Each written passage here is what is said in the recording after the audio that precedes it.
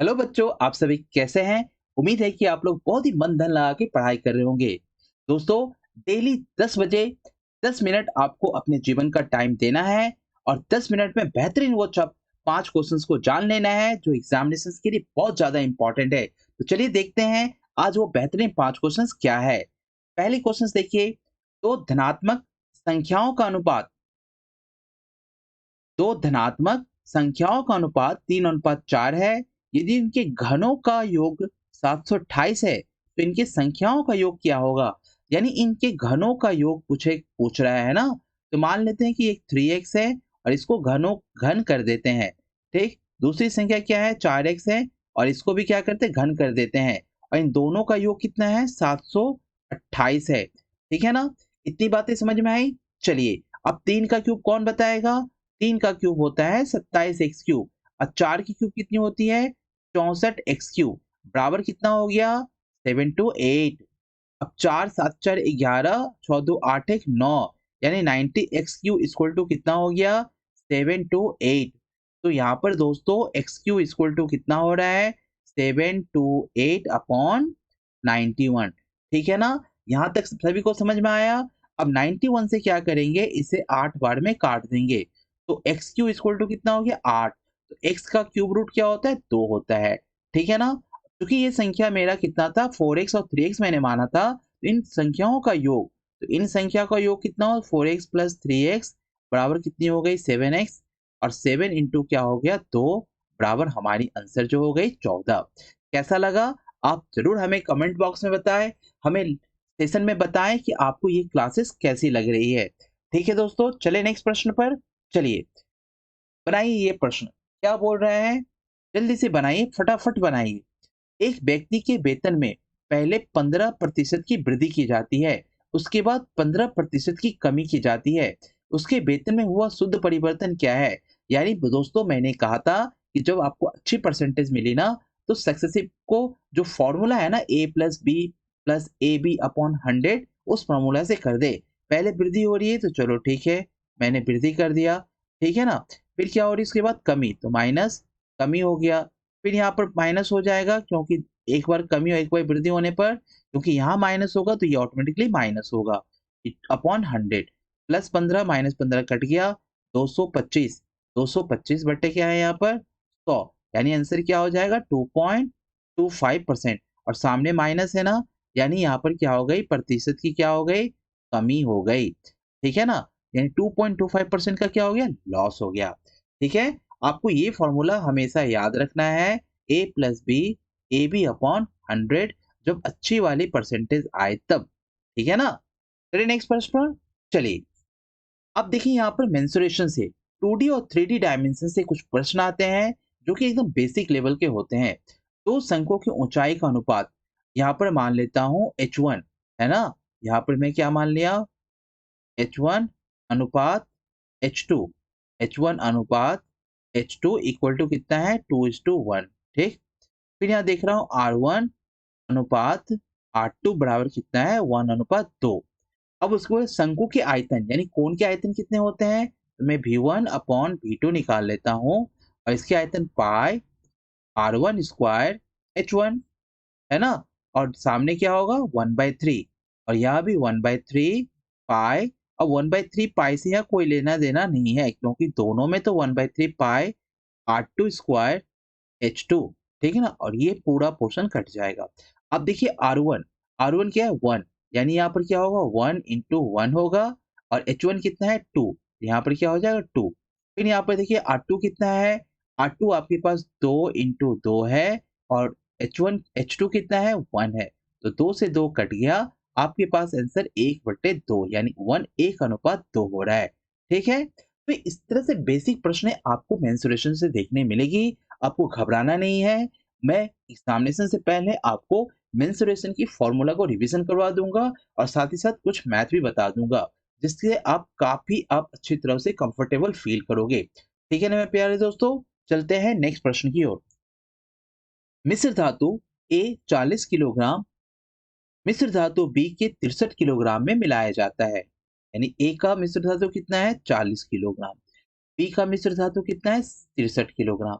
यदि मिश्र धातु ए में लेड और टीन, यानी क्या है, लेड और टीन का अनुपात कितना दिया है, लेड और टीन का अनुपात कितना दिया है, 2:3। ठीक है ना। और इसमें जो ए है, ए में कितना 40 और बी में कितना 63। ठीक है ना। तो ये ए का है, ठीक है ना भैया, ये ए का है। और बी में कितना है, बी में किसकी अनुपात दे रखी है, बी में जो कि 63 किलोग्राम है, इसमें कितना किलोग्राम है ए में, ए में आपका 40 किलोग्राम है। ठीक है ना। तो आप इसमें देखो टीन और तांबे, ये चीज आप ध्यान रखना, टीन और तांबे, इसमें क्या देखा है, टीन और तांबे। ठीक, टीन और तांबे में, ठीक, टीन और तांबा। ठीक है ना। ठीक। अब देखो यहाँ पर क्या बोल रहा है कि ए में लेड और टीन का अनुपात इतना और बी में टीन और तांबे का अनुपात इतना। तो नई मिश्र धातु में टीन की मात्रा कितनी होगी। तो मैं देखता हूँ कि 2 और 3 कितनी, 5, 5 बराबर हो गई आपकी 40, तो 1 बराबर कितनी हो गई 8। यानी प्यारे प्यारे दोस्तों, यहाँ पर जो लेड है ना, वो लेड कितना हो गया 16, और यहाँ पर जो टीन है ना, वो हो गया 24। ठीक है। अब यहाँ पर देखो क्या अनुपात है, 2:, यहाँ 5 है, यानी 5 2 7, यानी 7 बराबर कितनी होती है 63, तो 1 बराबर कितनी 9। तो आप देख लो 2 बराबर कितनी हो जाएगी 18, है ना, और 5 बराबर कितनी है 45। लेकिन आपसे पूछा क्या जा रहा है, टीन का। क्या पूछ रहा है यहाँ पर, टीन की मात्रा कितनी होगी।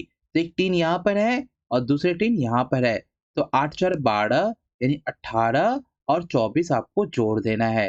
ठीक है ना। 8 4 12, 2 1 3 1 4, यानी कितनी होगी 42 किलो।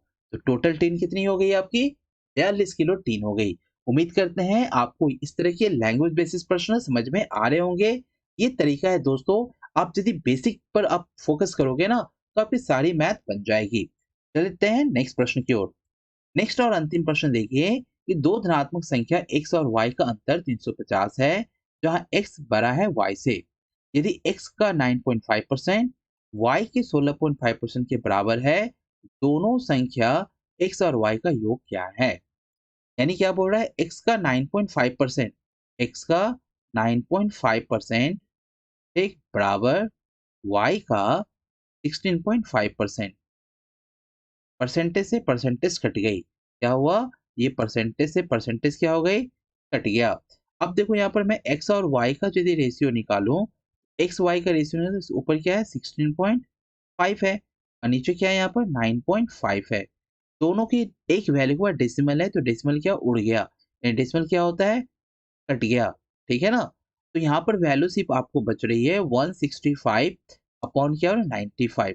अब काट दो यहाँ पर 5 से, 5 से काटो तो 19, और 5 से काटो 5 से 15, 5 से 15, यानी आपकी जो वैल्यू आ रही है वो 33 अपॉन 19 आ रही है। इतनी बातें समझ में आई आपको। अब आप क्या बोल रहे हैं यहाँ पर, x और y का अंतर 350 है, यानी ये तो x और y की वैल्यू है ना, तो इन दोनों का अंतर कितना हो रहा है, 13 में से 9 गया, अंतर में यदि देखूं तो 13 में से 9 गया तो हो रहा है आपका 4 हो रहा है, और 2 में से 1 गया तो क्या हो रहा है, तब भी 4 हो रहा है, 1 हो रहा है। ठीक ना। तो 14 दोनों संख्याओं का अंतर, तो 14 बराबर क्या निकल के आ रही है, 14 बराबर 350। ठीक है ना। तो 1 बराबर हो रही है 350 बट्टे 14। अब काट सकते हैं यहाँ पर 7 दूनी 14, 7 पंचे 35, यानी 1 बराबर कितनी निकल के आ रही है 25, यानी 1 बराबर 25 निकल के आ रही है। तो आपसे पूछा क्या जा रहा है, x और y का योगफल, यानी इन दोनों को फिर योगफल कर दीजिए। इन दोनों को जब फिर योगफल करेंगे तो 9 3 कितना हो जाए 12, और 3 1 4, और ये क्या हो जाएगा 5, यानी योगफल करने से 52। तो अब यहाँ ध्यान देखना कि 1 बराबर कितनी आ रही है, 1 बराबर कितनी आ रही है, 1 बराबर आ रही है 25, यानी यहाँ पर देख रहे हो कि 1 बराबर कितनी आ रही है 25। अब देखो मैं गुना किस तरह से करता हूँ, तो 52 बराबर किस तरह आएगी, यानी 52 को आपको 25 के साथ गुना करना है। मैंने क्या किया, इसको कर दिया 26 और इसको कर दिया 50। ठीक है। फिर इसको मैंने कर दिया 13 और इसको कर दिया मैंने 100, तो कितनी निकल के आ गई 1300।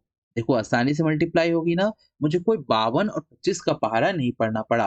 मैंने 52 को आधा किया 26, तो इसे 50 कर दिया, फिर 26 को आधा किया मैंने 13, इसको 100 कर दिया, 13 और 100 1300।